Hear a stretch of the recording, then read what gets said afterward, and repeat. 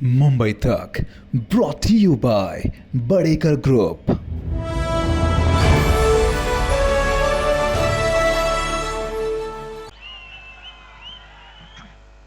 जमलेल्या माझ्या तमाम महाराष्ट्र प्रेमी बांधवांनो, भगिनींनो आणि मातांनो,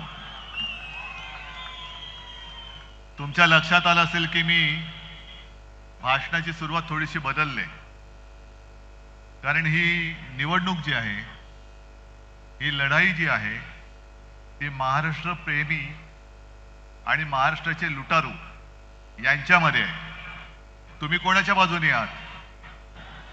महाराष्ट्र प्रेमींच्या बाजूने किती लोक आहेत ना?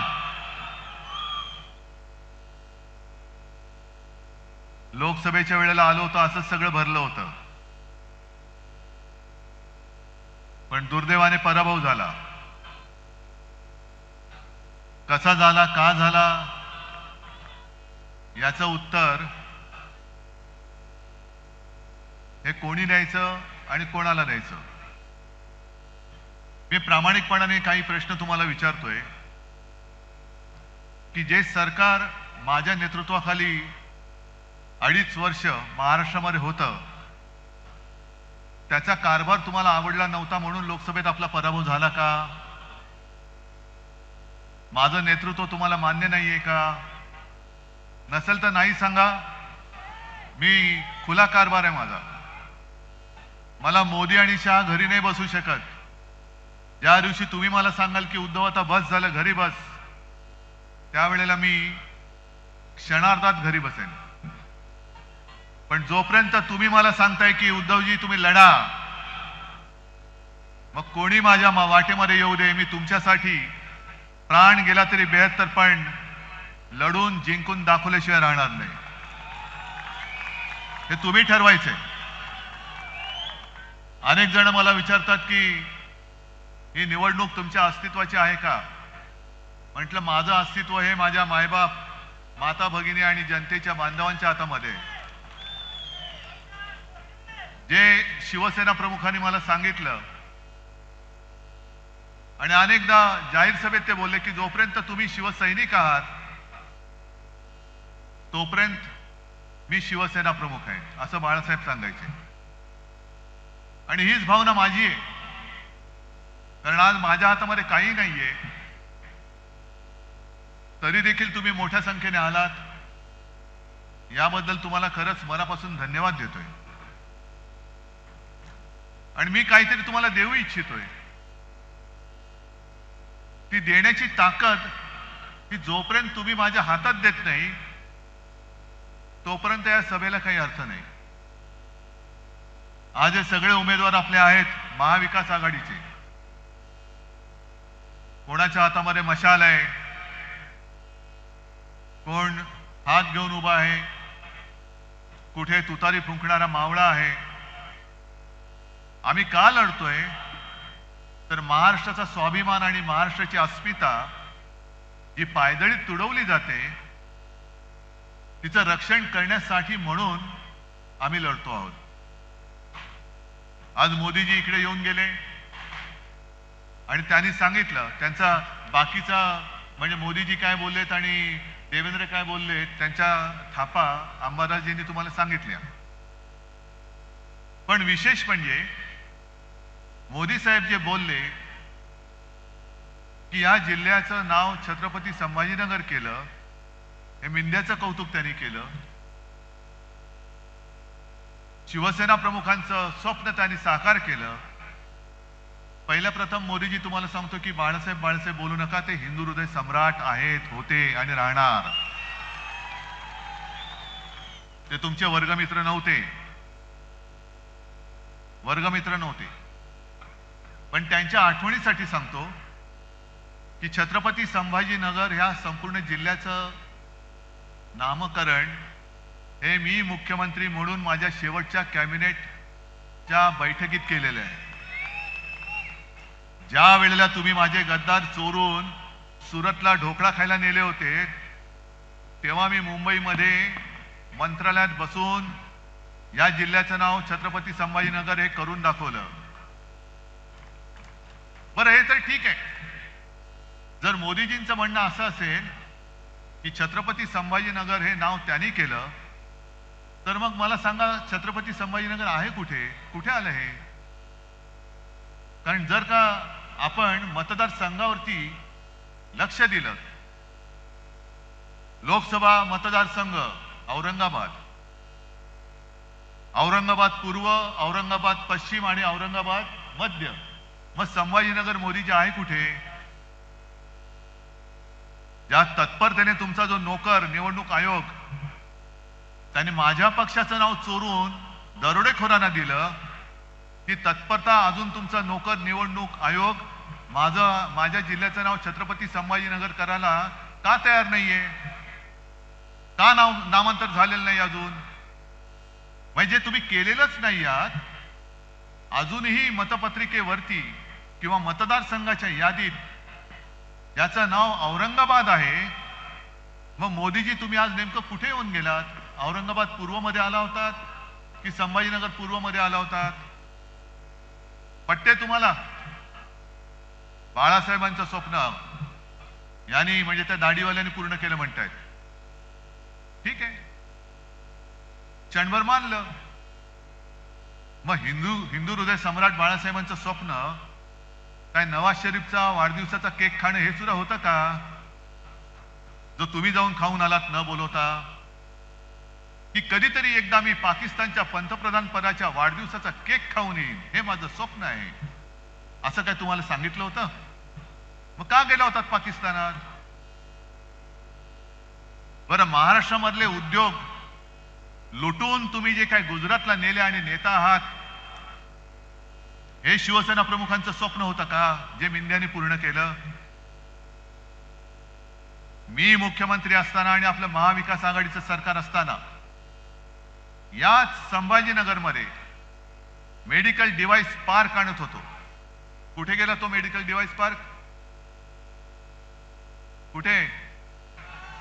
गुजरात. तुम्हाला कल्पना आहे मेडिकल डिव्हाइस पार्कच्या माध्यमातून किती जणांना रोजगार मिळाला असता? काय अंदाज आहे? मेडिकल डिव्हाइस पार्क आला असता इथे तर त्याला बाकीची जी काही उपकरणं लागतात, जसं बजाज आल्यानंतर अनेक जणांना रोजगार मिळाले, कारण छोट्या छोट्या काही गोष्टी त्याच्यासाठी लागतात, तसंच मेडिकल डिव्हाइस पार्क जो आम्ही छत्रपती संभाजीनगर मध्ये आणत होतो, तो जर का इथे आला असता तर माझ्या मराठवाड्यातल्या किमान 1 लाख तरुणांना आणि तरुणींना त्याच्यामध्ये रोजगार मिळाला असता. किमान 1 लाख. तो तुम्ही घेऊन गेलात गुजरातला. आणि हिंदू हृदय सम्राटांचं स्वप्न म्हणून तुम्ही आम्हाला थापा मारता. छत्रपती शिवाजी महाराजांचा पुतळा तो तुम्हाला धड उभारता येत नाही. त्या पुतळ्यामध्ये सुद्धा पैसे खाणारी अवलाद तुमची, भाजप आणि मिंद्याची. तुम्ही छत्रपती संभाजीनगर हे नामकरण करू शकता, एक पुतळा धड तुम्हाला उभारता येत नाही. त्या पुतळ्यामध्ये सुद्धा पैसे खाल्ले. मी काल कोकणमध्ये गेलो होतो आणि तिथे एक मंत्री आहेत, केसरकर त्यांचं नाव. म्हणजे माणसं किती निर्लज्ज आणि निर्ढावलेली असतात. पुतळा पडल्यानंतर यांनी काय बोलले होते की वाईटातून काहीतरी चांगलं होईल. अरे गधड्या, महाराजांचा पुतळा पडलाय, त्याच्यातनं चांगलं होईल असं तुला वाटतं? म्हणजे ही एवढी सगळी मेलेल्या मनाची माणसं, ज्यांच्या मनामध्ये महाराजांबद्दल काही आदर नाही, प्रेम नाही, पुतळा उभारताना सुद्धा भ्रष्टाचार करतायत. तुमचं छत्रपती संभाजी महाराजांबद्दलचं प्रेम सुद्धा झोट आहे. मग आमच्याच काळामध्ये आम्ही इथल्या चिकलठाणा विमानतळाचं नामकरण जे केलं होतं, छत्रपती संभाजी महाराज चिकलठाणा विमानतळ, ते अजून का केलं नाही मोदीजी तुम्ही? काल मी गोव्याला गेलो होतो, गोव्याच्या विमानतळाचं नाव मनोहर पर्रीकरांचं केलं, अयोध्येचं तुम्ही केलं, आणखीन कुठे केली असतील. पण अजून देखील आता 5 वर्ष झाली तो ठराव मंजूर करून झाला, का माझ्या या विमानतळाचं नाव छत्रपती संभाजी महाराज विमानतळ करत नाही? तुम्ही सांगा ना आम्हाला. आलं की काय वाटेल ते बोलायचं. म्हणजे आता काय झालंय, 4 दिवसापासून मी माझ्या बॅगा उघड्या करूनच फिरतोय. कारण जिथे जातो तिकडे माझी बॅग तपासतायत. आज पण तपासली. ते तपासणीसाला मी सांगितलं, बघ रे बाबा, फक्त माझ्या बॅगेमध्ये एक साप आहे, त्याला हात नको लावूस, नाहीतर पुन्हा आमच्यावरती यायचं. मग त्यांना मी विचारलं की हे तुम्ही का तपासताय? नाही, आमची ड्युटी आहे. म्हटलं ड्युटी बरोबर, पण ड्युटी म्हणजे काय ड्युटी आहे? नाही, तुमच्या बॅगेत पैसे आहेत की नाही बघायचे. मग म्हटलं तुम्ही मोदींची बॅग तपासता का? म्हटलं काय साहेब सांगायचं तुम्हाला, त्यांच्या बॅगेमध्ये नुसत्या थापा असतात, नुसत्याच थापा. 15 लाख रुपये देणार, शेतकऱ्याचं उत्पन्न दुप्पट करणार, 2 कोटी लोकांना रोजगार देणार, अच्छे दिन आएंगे. सगळ्या थापा गेले 10 वर्ष आम्ही ऐकतोय, तरी थकत नाहीये. थापा देऊन देऊन हा माणूस थकत कसा नाही, ही एक दैवी चमत्कार आहे हा. एखादा माणूस थापा मारून मारून कंटाळेल, थकेल, पण हे थकतच नाहीत. आणि मग ते जे काय म्हणतात की भगवान ने मुझे भेजा आहे, असू शकतं बाबा, की खोटं बोलून सुद्धा तुम्ही थकत नाहीत. ही काहीतरी वेगळी शक्ती आहे, वेगळा चमत्कार आहे. आज यांना आठवलं मिंद्यांना आणि सगळ्यांना, 3 भाऊ, एक जॅकेट भाऊ, दाढी भाऊ, देवा भाऊ, आणि सगळे मिळून महाराष्ट्र खाऊ. यांची जी काय वृत्ती आहे, लुटेंगे और बांटेंगे, म्हणजे महाराष्ट्र लुटेंगे आणि दोस्तों को बांटेंगे, ही यांची खरी गोष्ट आहे. बटेंगे या कटेंगे वगैरे नाहीये. महाराष्ट्राला लुटणार आणि आमच्या म्हणजे त्यांच्या दोस्तांना वाटणार, वाटायचा, लुटायचा आणि वाटायचा, हे उघड उघड चाललंय. मग आपण छत्रपती शिवाजी महाराज की जय म्हणून जे काय बोलतो तिरिमिरीनी, आणि आपल्या महाराजांचा महाराष्ट्र आपल्या डोळ्यात देखत हे लुटून गुजरातला नेत आहे, तरी आपण काय चंड बनलो की केला एवढे की आपण गप्पच बसलेलो. गेल्या वेळेला लोकसभेला एक झाली चोख.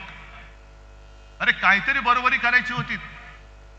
चंद्रकांत खैरेंसारखा माणूस जो मला आठवते कित्येक वर्षापासून आपली सेवा करतोय, निष्ठेने राहिला, त्या निष्ठेची कदर, त्याचा आदर म्हणून मी त्यांना उमेदवारी दिली होती. जसं इकडे उदयसिंग बसलेले आहेत, विकले नाही गेले ते, त्यांना सुद्धा खोके दिले असते, त्यांना सुद्धा धमक्या दिल्या असत्या किंवा दिल्या, पण निष्ठेला जागले ते. मान कापली तरी 72, पण मी इमान विकणार नाही. मग त्यांचा आदर किंवा त्याची काय किंमत आपण ठेवायची की नाही ठेवायची? कोणी तुम्ही मोठा केलेला माणूस खोके घेतो, तिकडे जातो, दारूची दुकानं काढतो आणि आपण त्याला निवडून देतो. मला नाही पटलंय, खरंच नाही पटलंय. हे संभाजीनगर, हे छत्रपती संभाजीनगर शिवसेना प्रमुखांसुद्धा मला नाही वाटत हे पटलं असतं. पाठीमध्ये वार करणारी अवलाद, या शिवसेनेने यांना राजकीय जन्म दिला, यांना मंत्रिपद दिलं, आणखीन काय करायचं बाकी होतं? सगळं काही केलं तरी सुद्धा उलटे फिरून तुम्ही आईवरती वार करताय आणि त्याला जनता निवडून देते, हे मला पटूच शकत नाही. मग कोणासाठी लढायचं, कोणाच्या भरोशावरती लढायचं? आज सुद्धा मी मैदानात उतरलोय, कोणासाठी उतरलोय? माझ्यासाठी उतरलोय. माझं काय जातंय? महाराष्ट्र लुटतात, लुटू द्या ना. संभाजीनगरचा मेडिकल डिव्हाइस पार्क, 1 लाख नोकऱ्या देणारा मेडिकल डिव्हाइस पार्क गुजरातला गेला, माझं काय जातंय? मुंबई अदानीच्या घशात घातले, जाऊ दे ना, मला काय त्याचं? कोल्हापूरला गेलो होतो, राधानगरी, तिथल्या आपल्या KP पाटील या उमेदवारांनी सांगितलं की आमच्या इथलं पाणी पण अदानीला विकून टाकलं, जाऊ दे ना, माझं काय जातंय? हे सगळं जाऊ दे ना, माझं काय जातं नाही. एक दिवस आपण सगळेच जाऊ, सगळेच जाऊ, आणि मग हा महाराष्ट्र जो इकडे सगळे आपण ठेवतो ना, छत्रपती शाहू महाराज, फुले, आंबेडकर, शिवाजी महाराज आहेतच, हा महाराष्ट्र शाहू फुले आंबेडकरांचा आहे. का शहा मोदी अदानीचा आहे, याचं उत्तर देणारी ही निवडणूक आहे आणि हे उत्तर तुम्ही देणार आहात. तुम्ही द्यायचं हे उत्तर. मला हे पटत नाही, तळमळीने मी तुमच्यासाठी बोलतोय. माझ्या डोक्यामध्ये काही मुख्यमंत्री पदाचं खूळ घुसलेलं नाही, ते त्याही वेळेला नव्हतं. आणि तेव्हा जर का माझ्या डोक्यात ते घुसलेलं असतं तर एका क्षणात मी वर्षा सोडून माझ्या घरी मातोश्रीत मी गेलो नसतो. अनेक जण स्वप्न बघतात की वर्षावरती जायचंय, मुख्यमंत्री व्हायचंय. मला काही वाटलं नाही. मला फक्त एवढंच वाटलं, वाईट वाटलं, जरूर वाटलं की शिवसेना प्रमुखांनी मोठी केलेली माणसं, काही ना तर मीच मंत्री केलेलं, नाहीतर ते मंत्री पदाला सुद्धा कधी टेकलेच नसते, त्या खुर्चीत कधी बसले नसते, कधी खासदार झाले नसते, कधी आमदार झाले नसते.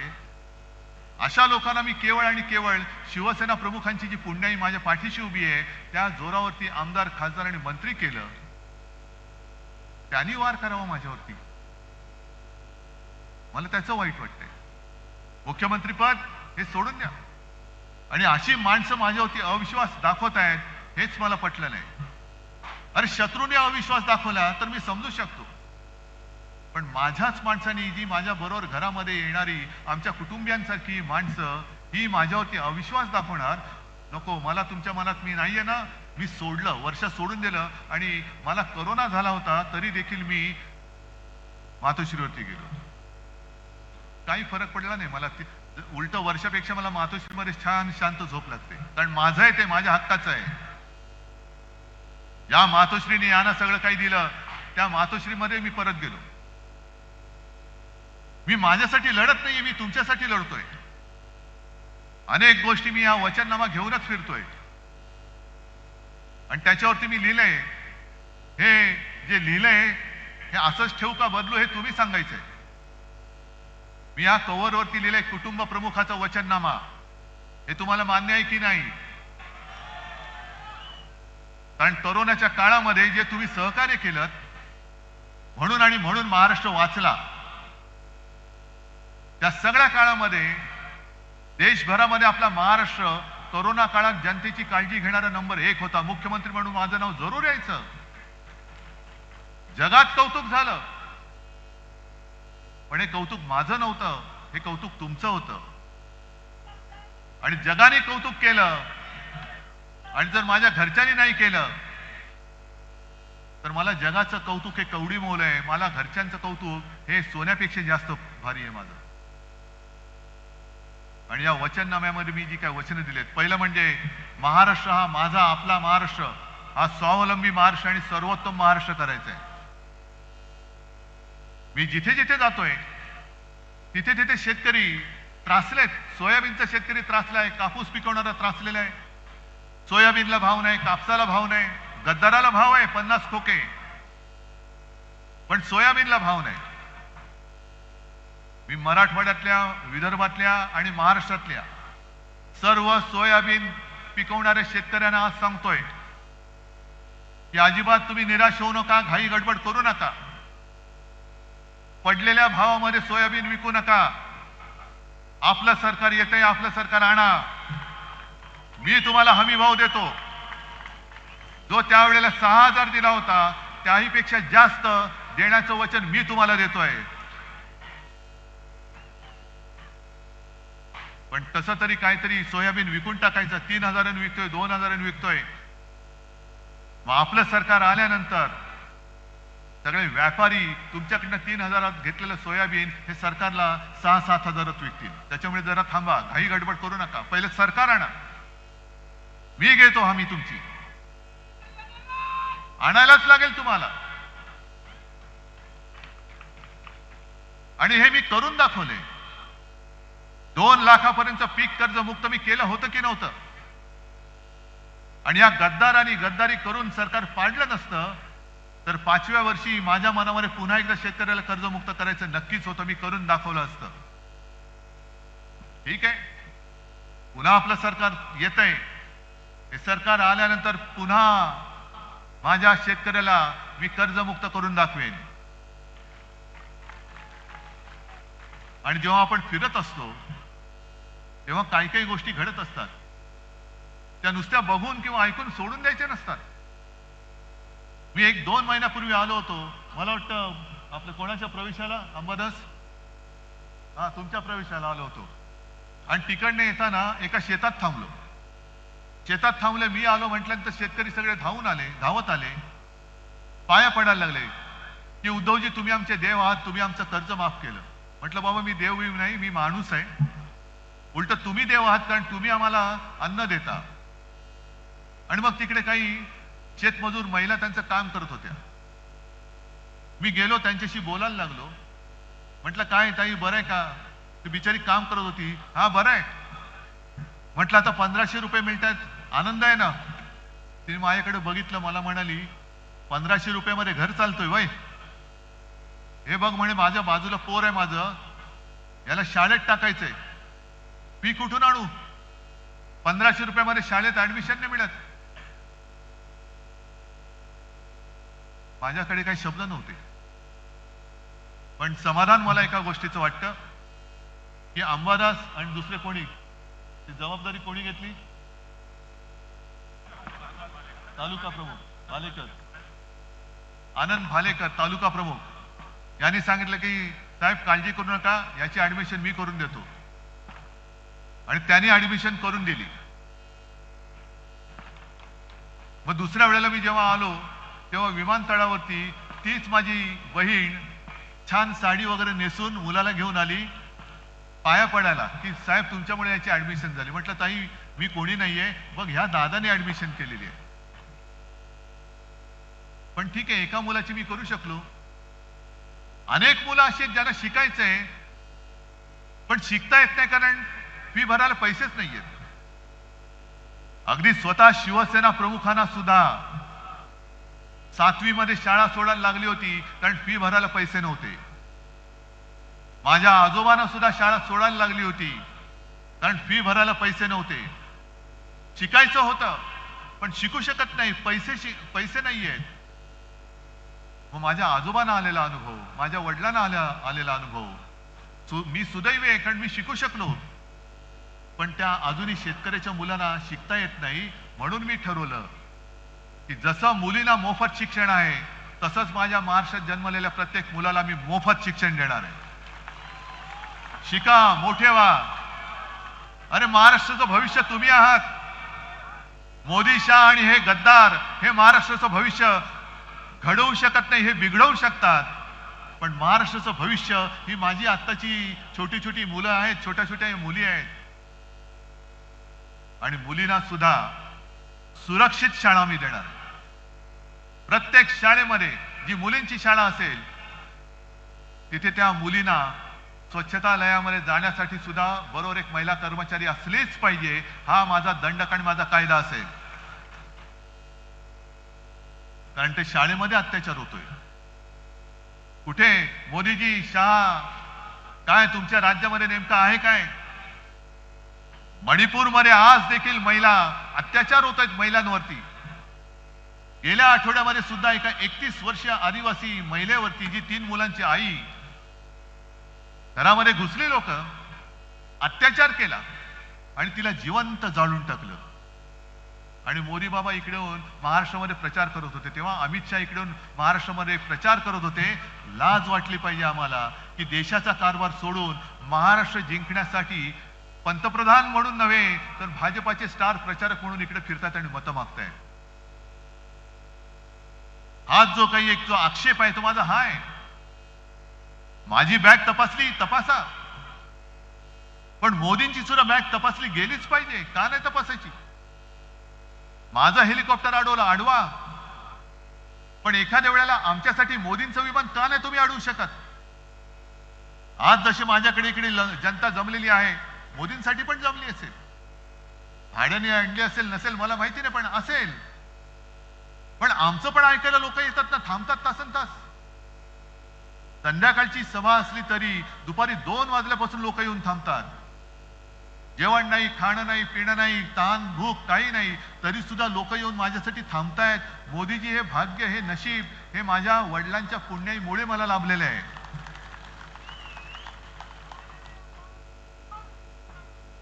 ही आमची घराणेशाही आहे. तुमच्यासारखं नाही आमचं की वापरा आणि फेकून द्या. आज आम्ही काँग्रेस आणि राष्ट्रवादी सोबत आलोय. का आलोय? तुमची हुकुमशाही गाडायला आलेलो आहे. तुमचा भ्रष्ट कारभार गाडायला आलेला आहे. ही मशाल घेऊन तो भ्रष्ट कारभार जाळायला आलेला आहे. सगळीकडे भ्रष्टाचार भ्रष्टाचार भ्रष्टाचार. अरे संभाजीनगरच्या पिण्याच्या पाण्याची जी योजना होती,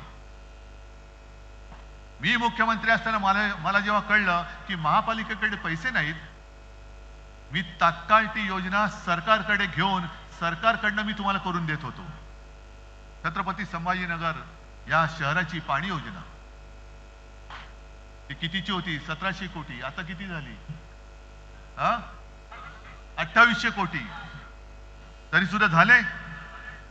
म्हणजे यांची सगळी कॉन्ट्रॅक्ट जी आहेत, हा विकास विकास विकास म्हणून जे बोंबलत आहेत, हा विकास जनतेचा नाही, हा विकास त्यांच्या कॉन्ट्रॅक्टर मित्रांचा आहे. टेंडर वाढवायची, पैसे वाढवायचे, सरकारच्या तिजोरीतून पैसे काढायचे, कॉन्ट्रॅक्टरला द्यायचे आणि त्यांच्या माध्यमातून आपण खाऊन फस्त करायचे. हा असा कारभार हा तुम्हाला मान्य असेल तर द्या बाबा, त्यांना मत द्या, आम्ही मोकळे होतो. आणि हा तुम्हाला असा सगळा भ्रष्ट, नीतीने भ्रष्ट म्हणजे आरोप करायचे आणि त्यांच्याकडे आल्यानंतर धुवून पुसून साफ करायचा, हे असा दुतोंडीपणा हा मला नाही कधी शिवसेना प्रमुखांनी शिकवला. आमच्यावरती जेव्हा तुम्ही आरोप करतायत, अमित शहा आरोप करतायत की 370 कलमला विरोध करणाऱ्यांच्या बरोबर तुम्ही बसलात, म्हणजे कोणाबरोबर बसलो? अहो 370 कलम काढलं तेव्हा शिवसेनेने तुम्हाला पाठिंबा दिला होता. तुमचं कौतुक आज सुद्धा आम्ही करतोय. पण अमित शहाजी 370 कलम होतं तेव्हाही आणि आता काढल्यानंतरही किती काश्मीरी पंडितांना तुम्ही परत त्यांच्या घरी नेऊ शकलात, हे ह्याचा पहिला आकडा द्या आणि मग तुम्ही आमच्यावरती टीका करा. आणि मग माझाही प्रश्न त्याला आहे की काश्मीरमध्ये जेव्हा हिंदू पंडितांवरती अत्याचार होत होते, हत्या होत होत्या, अत्याचार म्हणजे महिलांवरती अत्याचार होत होते, त्यावेळेला म्हणजे ती परिस्थिती एवढी भयानक होती की अनेक काश्मीरी पंडित आपलं हक्काचं वडिलोपार्जित घर सोडून आपलं चंबू गबाळ घेऊन देशभरामध्ये निर्वासिताचं जीणं जगत होते. कुठे जायचं कळत नाही, मुलांना शिकवायचं कसं, राहायचं कुठे. पण तेव्हा मोदी नव्हते, शहा नव्हते, फक्त हिंदू हृदय सम्राट शिवसेना प्रमुख बाळासाहेब ठाकरे होते, ज्यांनी सांगितलं की तुम्ही माझ्या महाराष्ट्रामध्ये या, इथे येऊन राहा. कोणाला शिकवताय तुम्ही? उगाच काहीतरी बडबडत सुटायचं, काही थापा मारायच्या. प्रत्येक वेळेला उद्धव ठाकरेंनी हिंदुत्व सोडलं, हिंदुत्व सोडलं, हिंदुत्व सोडलं. अरे भगव्याला कलंक तुम्ही लावलात, गद्दारीचा डाग तुम्ही लावलेला आहात. आणि आज स्पष्ट मी आरोप करतोय की तुम्हाला महाराष्ट्र मी लुटू देत नव्हतो आणि देणार नाही, म्हणून तुम्ही मला संपवायला निघालेला आहात. कारण त्यांना माहितीये तुम्ही माझी माणसं फोडली, गद्दारी करून अगदी डोक्यावरती बसवलं, ते तुमचे बूट चाटतायत. पण तुम्हाला माहितीये की महाराष्ट्र जो लुटायला येईल त्याच्या पेकाटात बुटाची लाथ घालणारा पहिला उद्धव बाळासाहेब ठाकरे असेल. अर्थात हे सगळं तुमच्या हातामध्ये. मी इथे नुसतं काय प्रवचन द्यायला नाही आलो. गेल्या वेळेला झालेली चूक तुम्ही सुधारणार आहात की नाही हे पहिलं मला सांगा. निष्ठेने महाराष्ट्राबरोबर निष्ठा तुमची आहे की नाही हे मला सांगा. तुमची निष्ठा महाराष्ट्रापाशी आहे की गुजरातपाशी आहे हे ठरवणारी ही निवडणूक आहे. तुमचा मेडिकल डिव्हाइस पार्क इकडून गुजरातला नेला, तुमच्यापैकी किती लोक जाऊन तिकडे नोकऱ्या करणार आहेत? महाराष्ट्र आपल्या हातामध्ये ठेवायचा आहे का मोदी शहांच्या हातामध्ये ठेवायचं आहे हे तुम्ही ठरवायचंय. आणि आपल्या हातामध्ये जर का ठेवणार असाल तर जेवढे जेवढे इकडे उमेदवार आहेत सगळे इकडे या.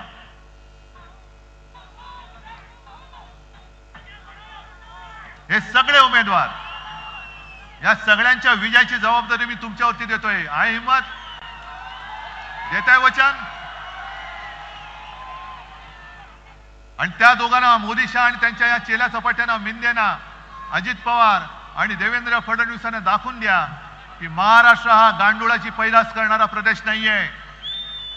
महाराष्ट्रामध्ये वाघाचे छावे जन्माला येतात. आणि जर तुम्ही आमच्या वाटेला जाल तर मुनगट्टीवारांना सांगते की तुम्ही आणलेली वाघनखं बाजूला आहेत, पण ही माझी वाघनखं माझ्या सोबत आहेत. आणि या निवडणुकीमध्ये ही वाघनखं या महायुती सरकारचा भ्रष्ट कारभाराचा कोथळा बाहेर काढल्याशिवाय राहणार नाही, हा विश्वास व्यक्त करतो आणि आपली रजा घेतो. जय हिंद, जय महाराष्ट्र.